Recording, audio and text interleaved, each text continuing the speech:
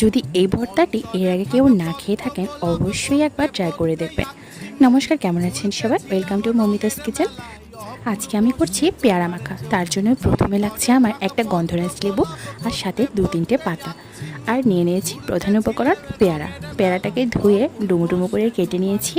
এবারে একটা হাম্বুলে পেয়ারাগুলোকে ভালো করে থেতো করে নেব। থেতো করা হয়ে গেলে একটা বাটিতে তুলে রাখবো, আর আরেকটা বাটিতে নিয়ে নিচ্ছি শুকনো মরিচ। আপনারা হয়তো বলতে পারেন পেয়ারা তো এরকম ডুমো ডুমো করে কেটেই অনেকে মাখা করে খায়, তবে এভাবে ভর্তা করে খেলে আমার মনে হয় একটু আলাদা টেস্ট আসে। শুকনো মরিচগুলো লবণ দিয়ে খুব ভালোভাবে চটকে নিয়েছি।